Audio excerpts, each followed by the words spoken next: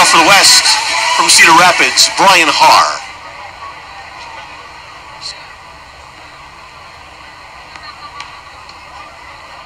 He swings first pitch and fouls it out of play. Meanwhile, the Eastern Division had 6 reserve players. 5 of them have entered the game, with Eric Haas now checking in behind the plate, substituting for Farmer. The only Eastern Division reserve position player that has not yet appeared, as a check swing, the ball misses in, is Marty Harum, who I think fairly certain will come in for the DH George Roberts when his spot in the batting lineup comes up next. Now the curveball, swing and a miss as it bounces away. So a 1-2 count to Brian Haar from the Bowling Green right-hander Jake Faria, who is pitcher number 8 for the Eastern Division. It is now a 7-0 ball game. The West really took control with a 4-run outburst in the 6th. The 1-2 off speed is high, even count. Well, Jake Faria ranks among the Midwest League leaders as far as limiting the number of base runners in a game. His 2-2 pitch lifted to right, Bettencourt out. Looked like he thought he was called off, but Lovelace did not look like he was under the same impression. The ball drops between them, and it's a leadoff single for Brian Haar. Bettencourt bailed off as if he heard somebody call for the baseball, but Lovelace looked surprised that Bettencourt did so. So as you mentioned, miscommunication, and that's really not surprising given how little these guys know each other. Yeah, not unusual at this type of game. Jake Faria, right-handed pitcher for Bowling Green. That's a Tampa Bay affiliate. The pitch to the plate misses. Ball 1 to Herrera, who walked and scored in the 6th inning. Faria, a 10th round pick in the 2011 draft out of high school in California. The kick in the 1-0, in for a strike. Well, you said it, Dan. The Western Division bench came in the 6th inning and put on a show. With a vengeance, didn't they? It was 3-0 at the time. The 1-1 is chopped towards third foul. 3-0 at the time. Then they had, let's see, 1, 2, 3, 4, 5, 6 pinch hit plate appearances. Herrera walked and scored. Hinshaw, a home run on the first pitch he saw. Baez, a base hit. And Boog Powell, who has been playing all game, the 2-run double was really kind of the break-the-game-open hit of that inning. The 1-2 pitch is bounced foul.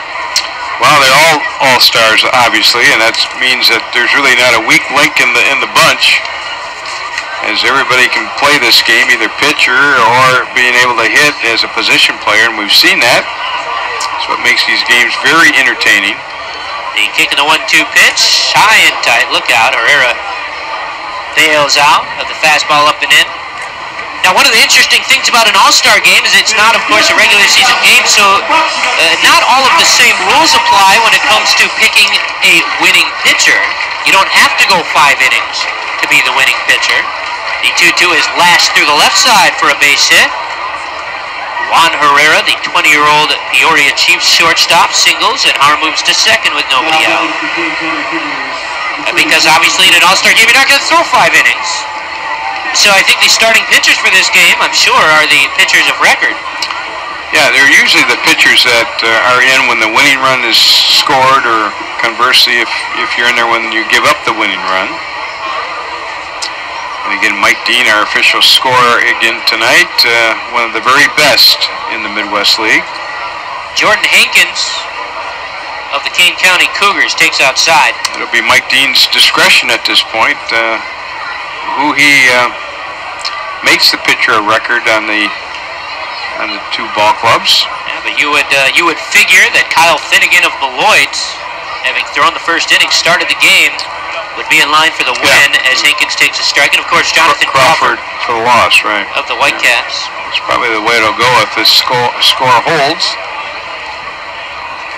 The East at this point, Dan, they're just trying not to get skunked. They just want to hit. The 1-1 swung on and missed. You know, we'll have to check. One of the members of the media in attendance from Minor League Baseball Advanced Media, Gary Schiff, is in attendance. We'll have to check with him between innings to see if he has any historical context. Has there ever been a no-hitter in an all-star game before? The kick in the 1-2, swing and a miss. That was a good off-speed pitch in the dirt from Faria to strike out Hankins. Just one away, though, in the 7th inning. Well, much like Boog Powell, C.J. McElroy, the 9-hitter, appears that he will play the whole game for the Western Division, and he has yet to be retired, Dan. He has singled, walked twice, stole 2 bags, and scored 2 runs. Yeah, the bookends there. Boog Powell, the leadoff hitter, C.J. McElroy, the 9th hitter, have been on base 6 of the 7 times combined here tonight. McElroy, the left-handed batter, takes a fastball high. How do you like that? Your first and 9th hitter have 4 walks between them, along with each having a hit. Yeah, and like you said, reaching base 6 out of 7 times. Gotta like that, huh? The 1-0 fastball in for a strike at the knees. 7-0, the Western Division leads the Eastern Division rather handily. A lot of clubs like to use that 9th hitter as kind of a second leadoff hitter, and boy, you're seeing that at play here tonight for the West squad. The kick in the 1-1 just misses below the knees. 2 balls and a strike. There's pretty much been action in both bullpens all night long. Nobody's thrown more than an inning, of course. The 2-1 offering, McElroy takes outside. 3 balls and a strike to the number 9 batter.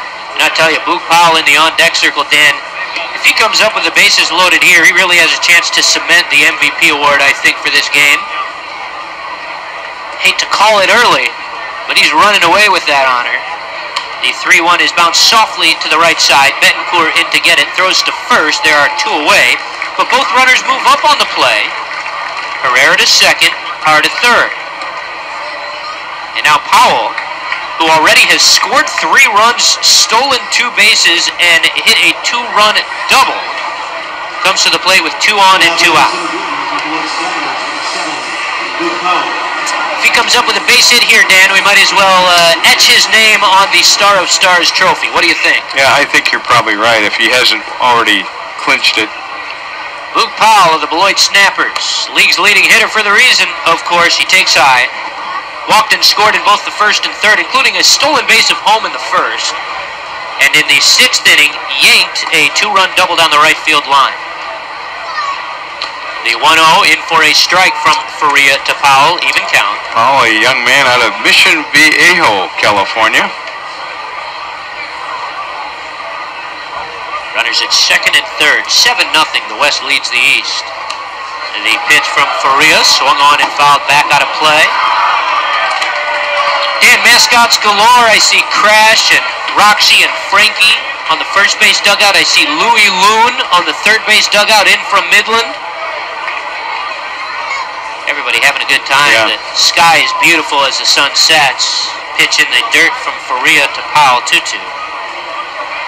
The stadium lights starting to take effect as we move into the evening hours. Of course, family fair fireworks to follow this ball game. Jake Faria was the MVP last year for the Princeton team in the Appalachian League. The 2-2 pitch just did miss, up and away, full count. Young man was 3rd in the Appalachian League with a 2.02 earned run average.